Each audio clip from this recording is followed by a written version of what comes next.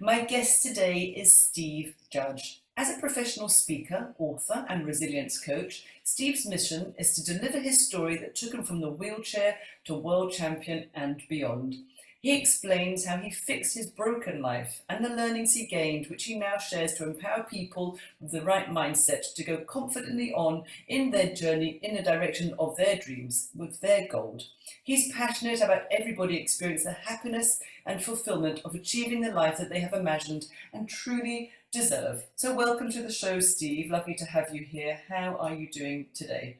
I'm good. I had a holiday last week, Madeleine, and so I'm catching up on my emails. And I struggled yesterday, and I think it's because of a bit of everything. I've been in the hot sun in Tenerife, very relaxing, and then I've come back, and I love my job. I was presenting on Monday, and then on Tuesday, just catching up on my emails, and then I just thought, do you know what? I've had enough. I was almost like full of work, and I think it's a bit of everything. Like I said, it's probably because it's getting darker, it's getting colder and all of that. But I'm still doing what I love, which is great. So yeah, today's a good day, and I feel Good. like I'm almost there, going through my emails, like really caught up. And it's lovely to talk to you today because I find these podcasts very relaxing for me because I just can be very authentic, very truthful, just speak my mind, and that's what it's all about. So I'm looking forward to our little chat. Absolutely. Great. Well, as you know, the show is called Unbroken. So I always start with the first question, which is, what does the word unbroken mean to you? So unbroken means to me the one word is kintsugi. And kintsugi is a Japanese concept where, for those of you that don't know, the listeners, it's if you imagine the example that you give is a vessel, a vase that gets broken and it is fixed together with gold. Now that's being quite blunt about it, but the message there is that once it's broken, it's not it's not the end, it's not finished, it just becomes more unique. And you can make it even more unique, if that is a possibility, by fixing it with this beautiful gold. So if you can imagine the vase fixed now, and you can see the cracks in it, all fixed with a beautiful line of gold. And that is kintsugi. Now, that to me is what unbroken is. Unbroken does not mean you're dead and buried and it's finished. It's similar to failure. We all see failure as a negative word. And if we can change our mindset and see failure as feedback, as in, oh, okay, that didn't work. Let's try again. Let's try again. Let's try again. There's no such thing as failure, only feedback. So that's a mindset thing. And it's the same with something that's broken. It's like, okay, well, this is broken. So let's fix it and make it better. And I think I've always been this way. I was thinking about this earlier today, because this is how I used to talk to myself when I used to do Lego as a child. Used to create this amazing masterpiece with a spaceship and some tower, and then lo and behold, it would get broken somehow. I'd fall on it, or fall over, or something went wrong, and I constantly used to tell myself, "Okay, Steve, we're just going to build it back, but even better, even bigger, even more creative." And so, in a way, I guess I've always had that concept. So to actually use that concept in my life now really has helped me. The wave of resilience is very much about resilience. And my concept of this came through the pandemic because everybody was talking about this buzzword of resilience. You need resilience. And I thought, oh, I know what this is because I've done this. I've done this through my journey. And people say, well, what is it then, Steve? I was like, oh my gosh, okay, right. How do I explain what resilience is? And yes, you can say being knocked down 7 times, getting up 8 and all of that. But to actually understand, you have to like draw it out and write it. So to explain it here on the podcast, it's basically a wave that goes down and up, and you start with a shock, some kind of traumatic event, some atrocity, something that's really bad. You have straight after that, you have denial, as in I can't believe this is happening, and then after that, you will have anger, and it's about how you control these feelings, this anger feeling.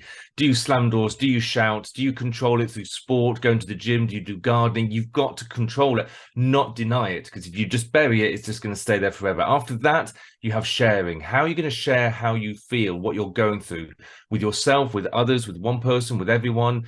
Are you going to write about it? Are you going to draw about it, listen to poetry, music, talk to a counselor, talk to your friends? But somehow you've got to share what you're going through. Now, whether you control these really well or not, you eventually will get down to the bottom of the wave, which is rock bottom. And that's a really dark place. It can be sulking, but it can even be more, it can be depression. Now, how long you stay in this low period, this rock bottom period, depends on how you've controlled the sharing and the anger that's brought you there. But after a while, the good stuff comes. You will accept the situation that you're in. You accept that traumatic event that happened, the change that happened. And once you accept it, your serotonin kicks in. You can start seeing clearly. You'll start going up the wave now, up the other side. You'll take action. Action is great because then you get dopamine release. You feel good about it. You keep taking more action. And eventually you'll get higher and higher to moving forward. And off you go into your new life. When you do something like that, there was no other choice. I'd got to a certain point. People say, how do you get there? How do you get there? By not leaving yourself enough energy to get back. That's how you get there. And so I had to get to the bench. And when I got to the bench, I almost collapsed. You know, I was exhausted. I was in tears. And I looked at my watch. I timed myself 34 minutes to get there. And I was absolutely gutted because 34 minutes to do half a mile was a joke for me. I used to be a runner. I was going to say that would have been your 10K time, really, wouldn't it? Absolutely. But then I looked down at my cage and I could see all the pins were bleeding and the blood was dripping down and being soaked up by my sock. And it was at that point that I realized that I'd been the best that I could be. I couldn't have gone any further that day. And eventually I pulled myself together, recovered and walked all the way back to the car. And I got home, I collapsed, I had a sleepless night with muscle spasms. The next day I was completely exhausted. But the thing is, the next day, the day after that, I got up and I did it all again because that's what I needed to do. That was my goal, was to grow my leg back. And I was so passionate about that I eventually got past that first part bench.